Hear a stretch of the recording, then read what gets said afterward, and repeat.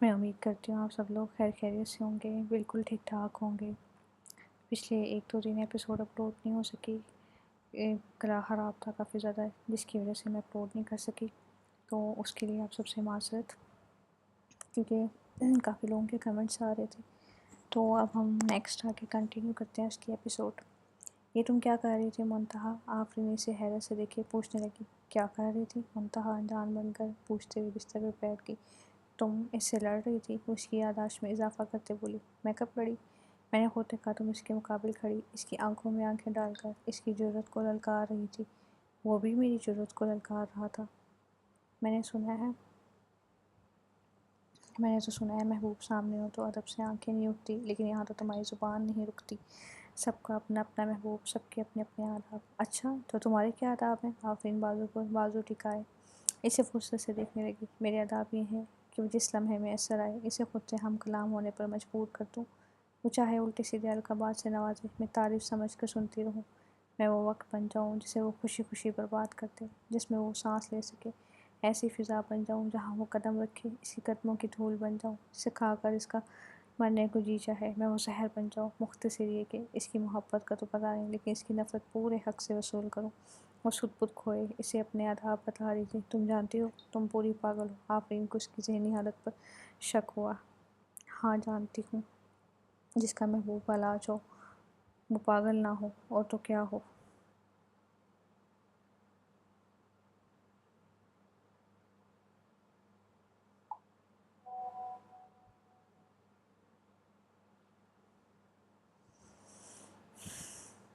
اس طرح کرو گے تو اس کا تمہیں ملنا مشکل ہو جائے گا، وہ اسے ہوش دلاتے بولی۔ آسانی سے حاصل ہونے والی چیز کب خاص رہتی ہے، چاہے چاند ہو، چاہے انسان ہو یا چاند، تمہارا کچھ نہیں ہو سکتا۔ افسوس میں سر ہلاتی کمرے سے باہر نکلنے لگی۔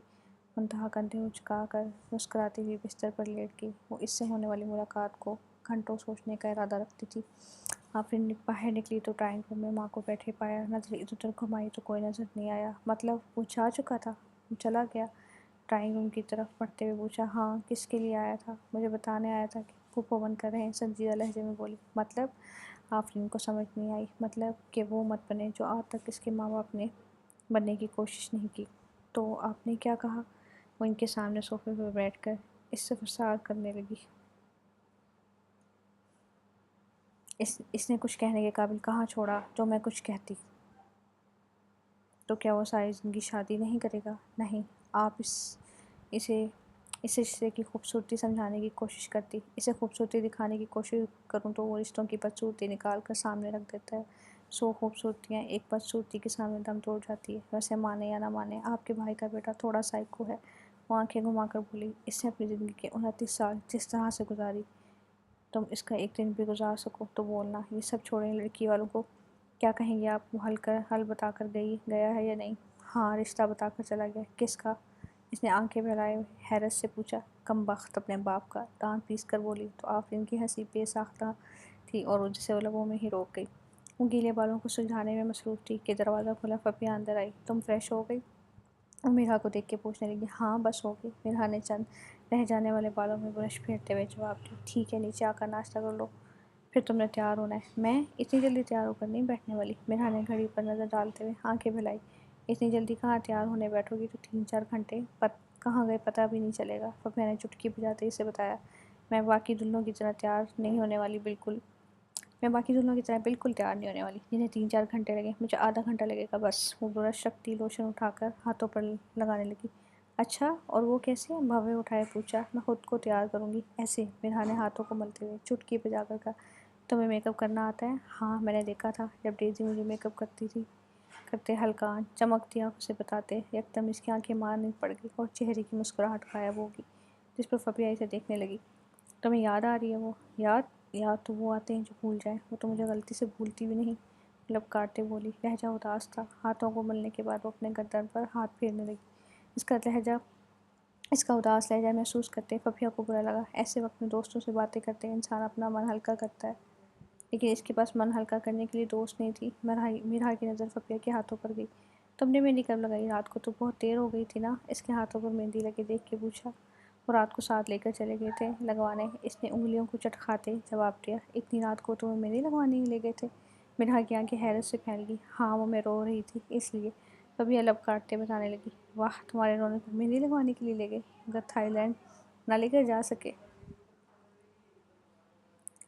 میں نے انہیں رونے کی اصل وجہ تھوڑی بتائی تھی، تم نہ بھی بتاتی پھر بھی انہیں پتہ لگ گیا ہوگا کہ صرف مہندی والی بات پر تم رونے والی نہیں ہو۔ مرحا نے اترا کر کہتے آنکھیں گھمائی۔ اچھا جلدی کرو، خالہ کی آواز آ جائے گی۔ وہ ادھر ادھر نظر گھما کر کہتی جلدی سے باہر نکل گئی، جس پر مرحا ہنس گئی۔ شام کا وقت تقریباً ہو چکا تھا۔ حاذق بالوں میں ہاتھ پھیرتا ڈرائنگ روم میں داخل ہوا تو وہاں کوئی نہ تھا۔ بلال صاحب کہاں ہیں؟ ملازم کو سینٹر ٹیبل صاف کرتا پا کر پوچھا۔ صاحب اپنے کمرے میں ہیں، ملازم بتاتا دوبارہ اپنے کام میں مصروف ہو گیا۔ حاذق نے دوبارہ بالوں میں ہاتھ پھیرے، بالاج کے کمرے کا رخ کیا۔ وہ آج دوپہر کی فلائٹ سے واپس آ گیا تھا اور اب بالاج سے ملنے اس کے گھر آ پہنچا، کیونکہ اس نے دوپہر سے حاذق کی ایک کال بھی پک نہیں کی تھی۔ وہ اس کے کمرے کی طرف بڑھا تو کمرے کا دروازہ ہلکا سا کھلا ہوا تھا۔ حاذق نے کھلے دروازے کو دیکھا۔ وہ کبھی اپنے کمرے کا دروازہ کھلا نہیں چھوڑتا تھا۔ اس نے ناک کرتے ہینڈل گھمایا۔ اندر داخل ہوا تو نظر ڈریسنگ کے سامنے کھڑے بالاج پر گئی، جو سیاہ پینٹ اور سفید چیک والی شرٹ پہنے خود پر پرفیوم چھڑک رہا تھا۔ تم کہیں جا رہے ہو؟ وہ اسے تیار ہوتا دیکھ کے پوچھا۔ ہاں۔ وہ اپنے بازو کی آستینیں سیدھی کرتا کف بند کرنے لگا۔ کہاں؟ حاذق نے نظر بستر پہ پڑے سیاہ کوٹ پہ ڈالی۔ شادی میں۔ بازو کے کف بند کرتا اب اپنے کالر کے بٹن بند کرنے لگا۔ کس کی شادی؟ اس نے اجنبی سے دیکھتے پوچھا۔ جہانگیر عالم کی بیٹی۔ جہانگیر عالم؟ اس نے سوچتے ہوئے دماغ پر زور ڈالا۔ تم مرحا کی شادی میں جا رہے ہو؟ اس کی آنکھیں حیرت سے کھلی رہ گئی۔ ہاں۔ مگر کیوں؟ کیونکہ میں انوائٹڈ ہوں۔ وہ ایک آخری نظر شیشے میں اپنا جائزہ لیتے مڑ گیا۔ لیکن بارات تو کل ہے، کیا تم مہندی پر بھی انوائٹڈ ہو؟ نہیں۔ بن بلائے مہمان بن کر جا رہے ہو؟ ایسے تو تم کسی کے بلانے پر بھی نہ جاؤ۔ حاذق نے آنکھیں سکیڑتے اسے بغور دیکھا۔ کچھ حساب باقی ہیں، بس وہی چکتا کرنے جا رہا ہوں۔ کون سا حساب؟ زمینوں کا؟ ایسے ہی سمجھ لو۔ آگے بڑھتا بیڈ پر پڑے اپنے سیاہ کوٹ کو اٹھائے پہننے لگا۔ تم ان کی بیٹی کی شادی میں سین کریٹ کرنا چاہ رہے ہو؟ حاذق کو ابھی تک یقین نہیں آ رہا تھا۔ سین کریٹ کرنا مجھے پسند نہیں، اس سے بڑی چیز کروں گا۔ چلو اب۔ وہ بدمزہ ہوتا کہہ کر باہر کی طرف بڑھنے لگا۔ میں بھی جا رہا ہوں۔ اس نے اپنی طرف انگلی کرتے حیرت سے استفسار کیا۔ کیوں؟ تم شو نہیں دیکھنا چاہو گے؟ بلال نے بھویں اٹھائے دیکھا۔ وہ بہت اچھے موڈ میں لگ رہا تھا، خاموش، پرسکون۔ حاذق کو نہ جانے کیوں یہ طوفان سے پہلے کی خاموشی لگ رہی تھی۔ ہاں ضرور، اور پاپ کارن تمہارے پیسوں سے لوں گا۔ وہ کندھے اچکاتا اس کے ساتھ چل دیا۔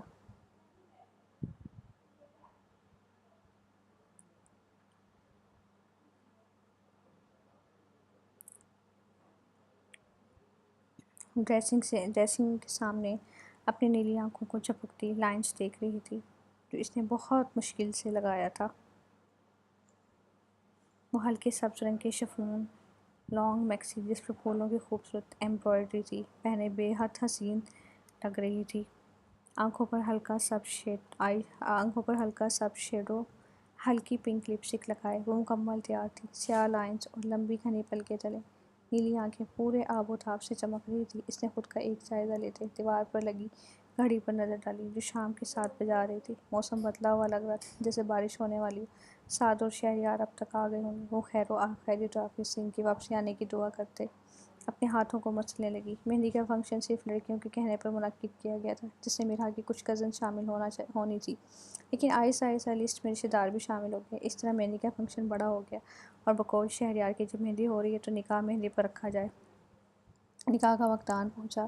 مرحا کو ڈرائنگ روم میں بٹھا دیا گیا۔ وہ سر جھکائے ہاتھوں کو مسل رہی تھی۔ نکاح خواہ چھوٹے صوفے پر بیٹھا تو جہانگیر کی طرف دیکھتے رضامندی چاہی، جس پر جہانگیر نے سر ہلا دیا۔ دختر مرحا بنت جہانگیر کا 20 لاکھ روپے سکہ رائج الوقت بالاج ولد سکندر کے ساتھ نکاح پڑھایا جاتا ہے۔ کیا آپ کو نکاح قبول ہے؟ نکاح خواہ کے کہتے لوگوں میں شومگیاں شروع ہو گئی۔ مرحا کو لگا اس نے غلط نام سنا ہے۔ مسلتے ہوئے ہاتھوں میں پسینہ محسوس ہوا تو اس نے ہاتھوں کی مٹھیاں بنا لی۔ جواب نہ پاتے نکاح خواہ نے اپنے الفاظ دہرائے۔ دختر مرحا بنت جہانگیر کا 20 لاکھ روپے سکہ رائج الوقت بالاج ولد سکندر کے ساتھ نکاح پڑھایا جاتا ہے۔ کیا آپ کو نکاح قبول ہے؟ پھر اسی کا نام سنتے مرحا کو کسی انہونی کا احساس ہوا۔ شہریار کا نام کیوں نہیں لیا جا رہا؟ اسے اپنے ہاتھ پاؤں پھولتے محسوس ہوئے اور جسم ٹھنڈا پڑنے لگا۔ اس نے نظر اٹھائے اپنے باپ کو دیکھا، جو سر جھکائے ہوئے تھے۔ اس کا دل ڈوب کر ابھرا تھا۔ اس نے کچھ بولنے کے لیے لب وا کیے، تبھی اپنے ہاتھوں پر کسی کے ہاتھ کا دباؤ محسوس کرتے اپنی جگہ تھم گئی۔ نظر گھماتے اپنے پاس بیٹھے شخص پر ڈالی تو اپنی ماں کو التجائیہ نظروں سے اپنی طرف دیکھتے پایا۔ اس کی آنکھ سے آنسو بے ساختہ نکلا، نقاب میں جذب ہوا۔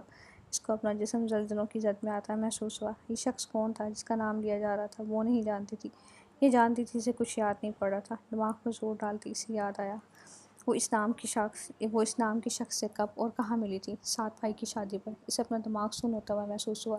لوگوں کی چیمگوئیاں بہت قریب سے سنائی دینے لگی تھی۔ نکاح زبردستی نہیں ہوتے۔ وہ نہ گنہگار نہیں بننا چاہتی تھی، نہ اپنے ماں باپ کو بنانا چاہتی تھی۔ آپ کے انتظار کا انتظار رہے گا۔ آنکھوں کے سامنے وہ تحریر جگمگائی۔ اپنی آنکھیں میچ کر کھولتے کتنے آنسو دل پر گرائے۔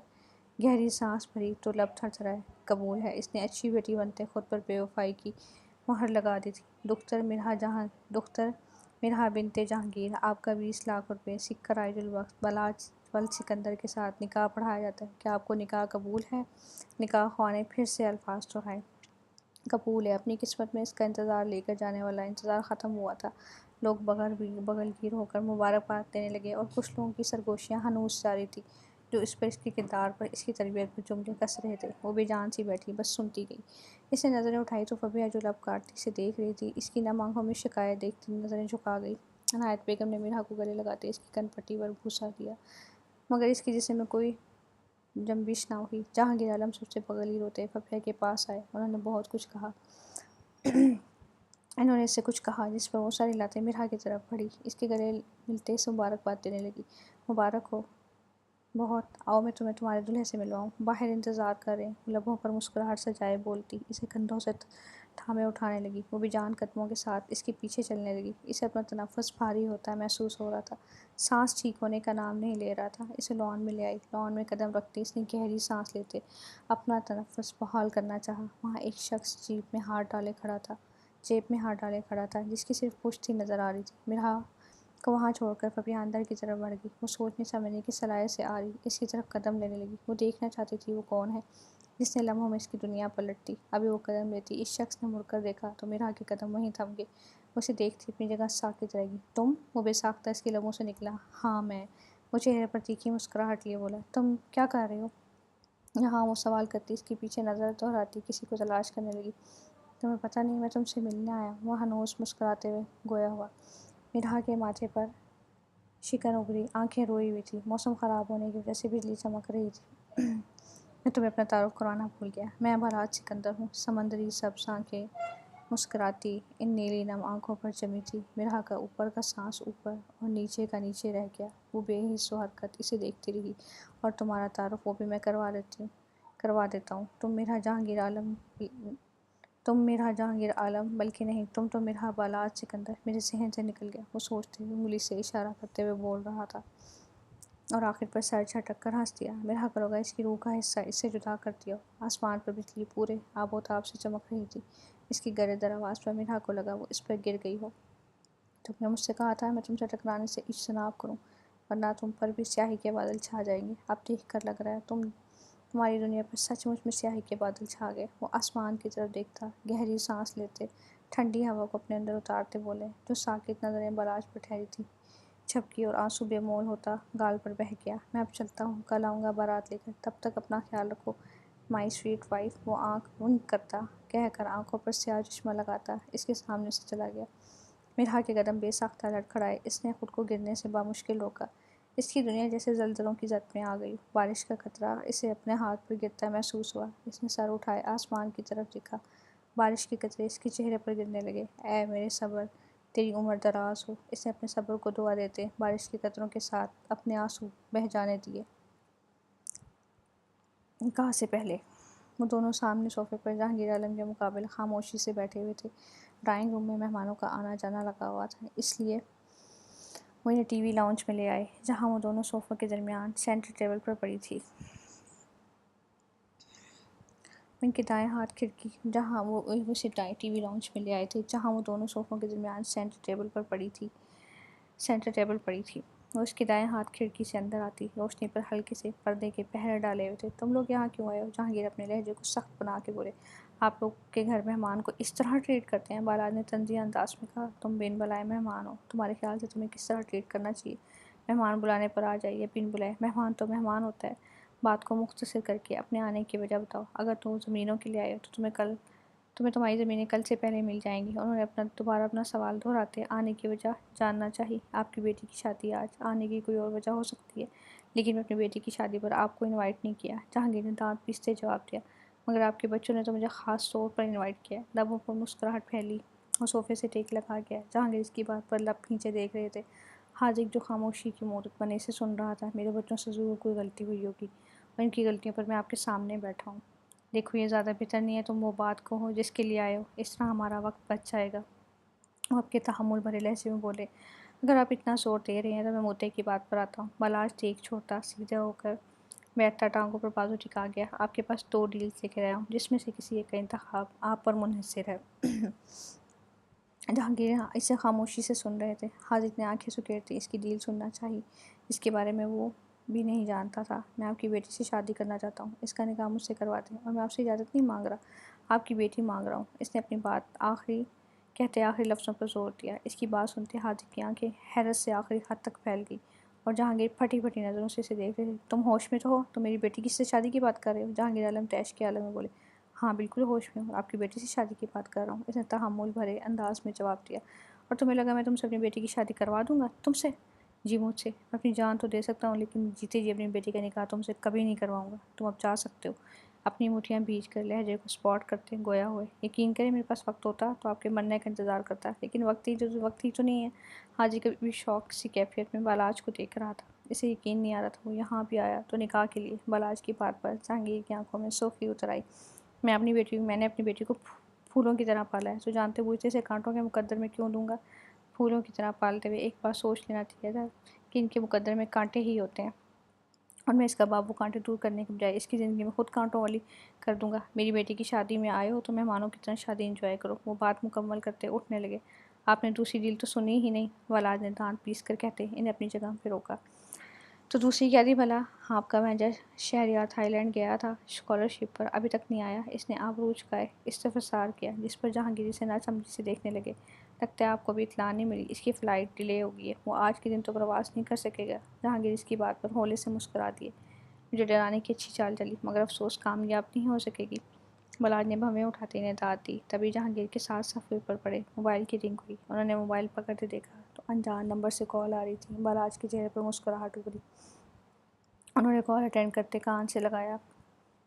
ہیلو۔ انہیں دوسری طرف سے آج تھائی لینڈ سے پاکستان آنے والی فلائٹ کی ڈیلے کے بارے میں اطلاع کیا جا رہا تھا۔ سرورز ڈاؤن ہونے کی وجہ سے انہوں نے دیر سے اطلاع کرنے پر معذرت کی۔ جہانگیر ہونک بنے سنتے رہے۔ انہوں نے ایک نظر بالاج کو دیکھا جو مطمئن تھا۔ فون بند کرتے اپنے ماتھے پر ہاتھ پھیرا۔ اب تو آپ کو ڈرنا بھی چاہیے۔ آج جو فلائٹ ڈیلے ہوگی ہو سکتا ہے کل کو کوئی حادثہ ہو جائے۔ اور سنا ہے ساتھ میں آپ کا بیٹا ساتھ بھی ہے؟ جہانگیر کے چہرے کی رنگت اٹھ چکی تھی، انہیں ٹھنڈے پسینے آنے لگے۔ حاجی کا دل چاہا اپنا سر پیٹ لے۔ بالاج کا پاگل پن اس کی سمجھ سے باہر تھا۔ جہانگیر نے کچھ یاد آنے پر دوبارہ موبائل پکڑے، نمبر ڈائل کیا اور کان سے لگایا۔ بالاج ٹانگ پر ٹانگ جمائے انہیں فرصت سے دیکھنے لگا۔ انہوں نے 3-4 بار کال ملائی مگر بے سود۔ وہ کال پک نہیں کر سکتا تھا۔ آپ نے سنا ہی ہوگا سرور ڈاؤن ہے وہاں کے۔ انہیں بار بار کال ملاتے دیکھتے ہوئے بولا۔ جہانگیر کا ہاتھ ڈھیلا پڑ گیا۔ ان کے سوچنے کی صلاحیت ان کا ساتھ چھوڑ چکی تھی۔ کیا چاہتے ہو تم؟ کیوں کر رہے ہو یہ سب؟ وہ بے بسی اور غصے کے ملے جلے تاثرات لیے بامشکل بولے۔ زیادہ کچھ نہیں، آپ کی بیٹی سے شادی کرنا چاہتا ہوں۔ وہی اطمینان بھرا لہجہ، لیکن میں کیسے اس کی شادی تم سے کروا سکتا ہوں؟ تمہاری اور اس کی دنیا بہت الگ ہے۔ میری بیٹی بہت معصوم ہے، وہ تمہارے ساتھ چلنا تو دور تمہارا مقابلہ بھی نہیں کر سکتی۔ وہ بے بسی سے دیکھتے ہوئے بولے، اولاد بھی کیا چیز ہوتی ہے، بڑے سے بڑے شیر کو چوہا بنا دیتی ہے۔ آپ نے بہت ہلکا لیا ہے شاید اپنی بیٹی کو، اس میں بالاج سکندر کے ٹکڑے کر دینے کی ضرورت ہے، اور آپ مقابلے کی بات کر رہے ہیں۔ طنزیہ انداز میں گویا ہوا۔ اس کی آنکھوں کے پردے وہ نفرت انگیز نیلی آنکھیں لہرائی اپنے انگوٹھے کے پوروں کو انگلیوں سے مسلتے ہوئے اس کے لبوں کو گہری مسکراہٹ میں چھوا۔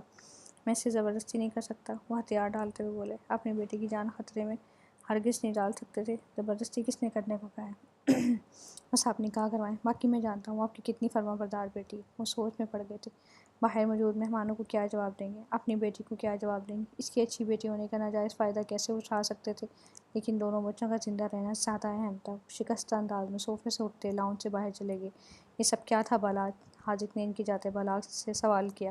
جو تم دیکھ رہے ہو، مختصر جواب دیتے صوفے سے ٹیک لگا گیا۔ کچھ دیر بعد جہانگیر عنایت بیگم کو سمجھا کر ان کے کمرے سے نکلے تھے۔ جن کا پہلے تو سعد کے بارے میں سن کر دل دہل گیا، پھر میرا پر وہ ہتے سے اکھڑ گئی، ماننے کو ہرگز تیار نہ تھی۔ پھر جہانگیر بیگ کے بہت سمجھانے پر انہیں شکایتی نظروں سے دیکھتے میرا کے کمرے کا رخ کر گئی۔ دروازہ کھلا تو میرا اور فبیہ دونوں کو موجود پایا۔ میرا بیٹا تیار ہو گئی ہو؟ انہوں نے بمشکل چہرے پر مسکراہٹ سجائے پوچھا۔ جی خالہ، کب کی؟ جواب فبیہ نے دیا۔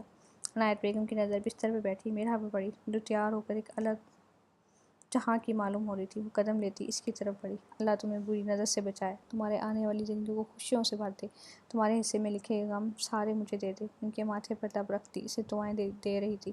میرا نے ماں کی دعا پر نظر اٹھائی، انہیں دیکھا، آنکھوں میں ایک دم نمی اتری۔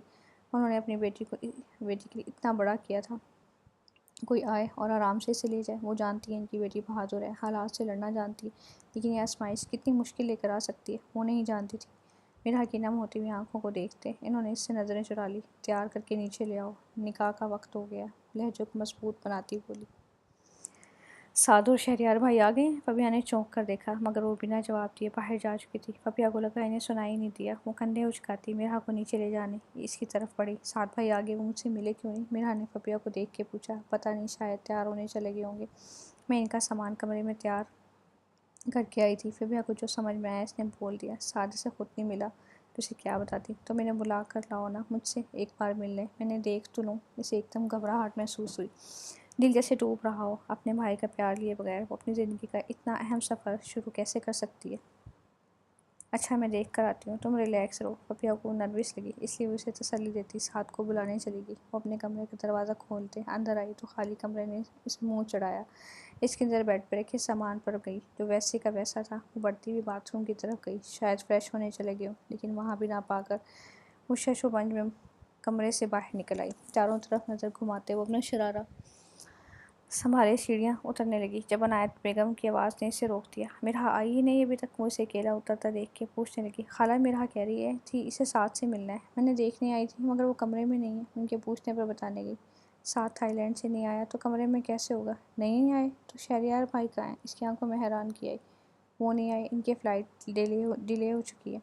جب وہ آئے ہی نہیں تو میرا کو نکاح کے لیے کیوں بلایا جا رہا ہے؟ اسے کچھ سمجھ نہ آئی تو جسپس ہوتے سوال کیا۔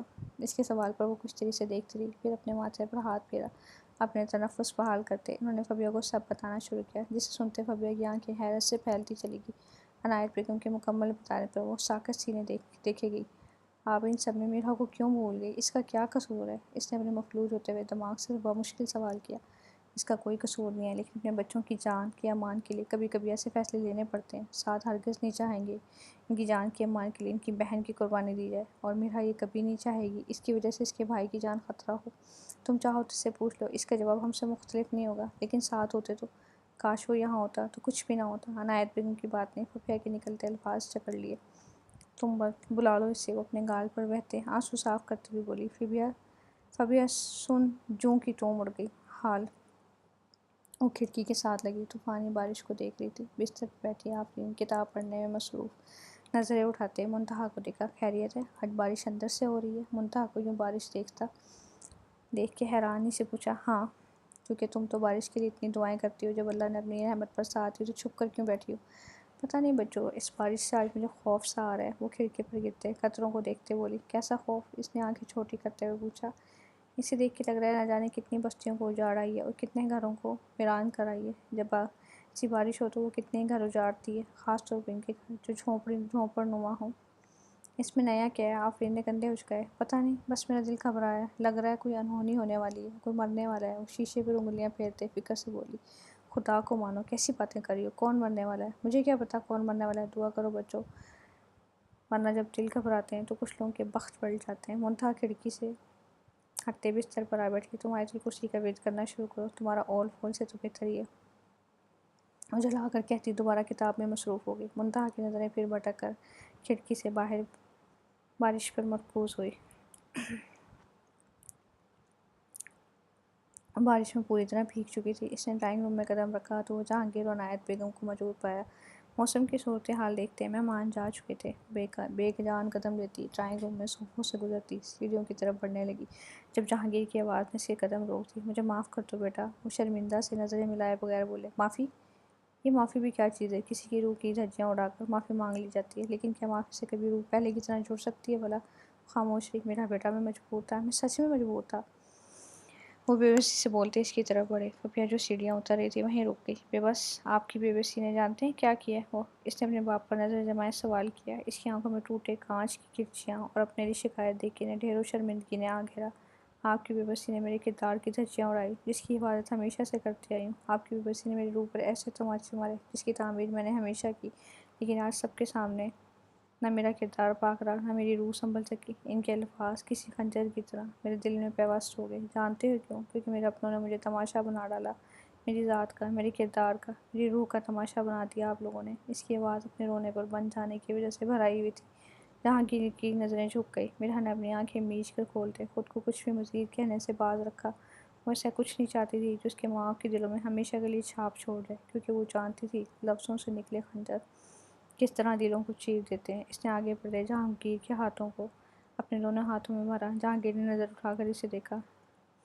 زیادہ نہیں مانگ رہی، آپ نے مجھے بتا دیا ہوتا تو میں کچھ بھی سننے کے لیے تیار رہتی، لیکن اپنوں کی طرف سے ملنے والے اچانک دکھ روح کو بری طرح گھائل کر دیتے ہیں۔ وہ لب کاٹتی بولی۔ آنکھیں تھی کہ جھلکنے سے باز نہیں آ رہی تھی۔ جہانگیر نے اسے دیکھتے آنکھیں میچ کر کھولی۔ انہیں احساس ہوا وہ سچ میں اپنی بیٹی پر ظلم کر گئے تھے۔ مجھے معاف کر دو بیٹا، معافی مانگ کر مجھے گنہگار نہ کریں، آپ کو تو میرا خون بھی معاف ہے۔ اور صوفے پہ بیٹھا کال ملاتے کان سے لگاتے ٹیک لگا گیا اور سامنے حاضر پریشانی کے عالم میں چکر کاٹ رہا تھا۔ تھوڑی دیر میں کال اٹھ گئی۔ السلام علیکم۔ وعلیکم السلام۔ کیسے یاد آ گئی آج آپ کی؟ دوسری طرف سے سلام کے جواب میں سکندر کی آواز آئی۔ یاد وہ کیوں آئے گی؟ مجھے تو بس آپ کو اطلاع دینی تھی، تبھی کال کی۔ اطلاع دینے کے لیے بھی پہلے یاد کیا جاتا ہے کہ جسے اطلاع دینی ہے وہ زندہ ہے یا مر گیا۔ خیر بتاؤ کس چیز کی اطلاع دینی تھی؟ سکندر نے کی لہجے سے بخوبی اندازہ لگایا جا سکتا تھا۔ انہیں تکلیف ہوئی۔ بلال نے کنپٹی مسلتے آنکھیں مول لی۔ میرے نکاح کی اطلاع؟ نکاح کب ہے؟ آج ہو چکا ہے۔ آج کس سے؟ حیرت سے اس سے فسار کیا۔ لڑکی سے؟ اور کس سے؟ کون ہے لڑکی؟ کہاں ملی تمہیں؟ آپ کے دوست جہانگیر عالم کی بیٹی مرہا جہانگیر سے۔ مرہا؟ انہوں نے سوچتے ہوئے زیر لب دہرایا۔ اس کی تو شادی ہو رہی تھی، کل بارات تھی۔ اس کی تو شادی ہو رہی تھی نا، کل بارات ہے اس کی۔ یاد آنے پر فوراً بولے ہاں کل بارات ہے، اسی لیے کال کی ہے آپ کو۔ پھپھو سے کہتے ہیں کل بارات لے کر جانی ہے۔ وہ میری خیر خواہ تھی۔ آخر مجھے کچھ سمجھ نہیں آ رہا، بلال جس کا نکاح تھا تو اس کی کزن سے ہو رہا تھا، تو تم سے نکاح کیسے ہو گیا؟ کزن سے ہو رہا تھا لیکن اب مجھ سے ہو گیا۔ تمہیں وہ پسند ہے؟ انہوں نے سمجھ نہ آنے پر سوال کیا۔ مجھے وہ پسند کیوں ہوگی؟ بلال نے سیدھے ہوتے ہوئے دو بدو سوال کیا۔ تو نکاح شوق میں کرائے ہو تم؟ ایسے ہی سمجھ لیں۔ کندھے اچکا گیا۔ تم نے اس سے کوئی زبردستی تو نہیں کی؟ زبردستی تو خیر میں نے کوئی نہیں کی، ہاں بس ان کی بیٹے کی دھمکی دی تھی، وہ خود ہی مان گئی۔ تم بلاج تمہیں یہ سب کرنے کے لیے میری دوست کی بیٹی ہی ملی تھی؟ وہ دبے دبے غصے میں گرائے۔ ہاں ملی تو وہی تھی۔ آپ پھپھو کو کہہ دیجیے گا انہیں تیاری بھی کرنی ہوگی، اور میں چلتا ہوں، آپ تھک گیا ہوں، آپ جانتے ہی ہوں گے نکاح کرنا آسان نہیں ہوتا۔ اللہ حافظ۔ وہ اپنی کہتا فون بند کر گیا۔ حاجق جو کب سے چکر کاٹ رہا تھا سامنے صوفے پر آ کر بیٹھتے بلاج کو غور سے دیکھنے لگا۔ اس کی نظریں خود پر محسوس کرتے بلاج نے موبائل سائڈ پر رکھا۔ ایسے کیا دیکھ رہے ہو؟ یہ سب کیا ہے؟ مجھے سمجھاؤ گے؟ کیا سب؟ بلاج نے اس کے سوال پر ناسمجھی سے دیکھتے ہوئے پوچھا۔ یہی سب نکاح وغیرہ ہی کیا ہے؟ تم نے پہلی بار کسی کو نکاح کرتے دیکھا ہے؟ نہیں، لیکن تمہیں پہلی بار دیکھا ہے۔ یقین کرو میں کوئی 3-4 نکاح کرنے کا ارادہ نہیں رکھتا۔ پہلا نکاح کیا تھا تو پہلی بار ہی دیکھو گے؟ تم اچھے سے جانتے ہو بلاج میں کیا پوچھ رہا ہوں۔ تمہارا یوں اچانک نکاح، وہ بھی میرا سے، جس سے تم سے سب سے زیادہ نفرت ہے، جس کا نام سننا بھی تمہیں ناگوار گزرتا ہے۔ کسی نہ کسی سے نکاح کرنا تھا، دل نے کہا اسی سے کر لو۔ وہ آبرو اچکاتے مسکرا کر بولا۔ اچھا تو تمہارا بھی دل ہے؟ حاجق نے دانت پیستے سوال کیا۔ بلاج خاموش رہا، اس کی ٹک ٹکی پر خود پر محسوس کرتا وہ جھنجھلایا۔ کیا چاہتے ہو تم؟ سچ، وہ جو تم چھپا رہے ہو؟ اس نے زور دیتے پوچھا۔ سچ تو سنو، کہتا وہ آگے جھکتے ہی اپنے بازو ٹانگوں پر ٹکا گیا۔ اس نے مجھ پر ترس کھایا تھا، اسے لگتا ہے میرے ارد گرد اتنی تاریکی ہے، وہ مجھ سے ٹکرائے گی تو اس پر بھی تاریکی کے بادل چھا جائیں گے۔ اسے لگتا تھا میری شخصیت قابل رحم ہے، تو بس کیا؟ اس نے بھویں اٹھائی۔ تو بس اسے اپنی زندگی میں لا کر ہمیشہ کے لیے اس کی قسمت تاریک کر دوں گا، اس کی شخصیت اس قابل کر دوں گا کہ وہ خود پر ترس کھائے گی۔ اس کی آنکھوں میں میرے لیے ترس باقی نہیں رہے گا، وہاں صرف خوف ہوگا، بلاج سکندر کا خوف۔ بلاج کی حکارت سے کہنے پر حاجق حیرت سے اسے دیکھتا رہا۔ تم نے اس سے بدلہ لینے کے لیے نکاح کیا؟ وہ شوق سی کیفیت میں بولا۔ بدلہ؟ وہ میرے ٹکر کی نہیں ہے جس سے بدلہ لوں، بس اس کا جو خود پر غرور ہے وہ خاک کرنا ہے مجھے۔ اس سب سے تمہیں کیا ملے گا؟ سکون، وہ جو میرا چھین کر لے گئی۔ پھر بھی نہ ملا تو کیا کرو گے؟ تو اس کی زندگی سے بھی ختم کر دوں گا۔ وہ دانت پیستے گرایا۔ حاضر کچھ دیر خاموشی سے دیکھتا رہا۔ تم جانتے ہو بلاج، یہ جو انا ہے انسان کو کہیں کا نہیں چھوڑتی، دوسروں کو توڑ دے گی لیکن خود نہیں ٹوٹے گی۔ جب کوئی مشکل آ جائے تو سب سے پہلے چوہے کی طرح دم دبا کر یہی بھاگے گی۔ اس نے سمجھانا چاہا جبکہ بلاج اس کی انسونی کرتا صوفے سے ٹیک لگا گیا۔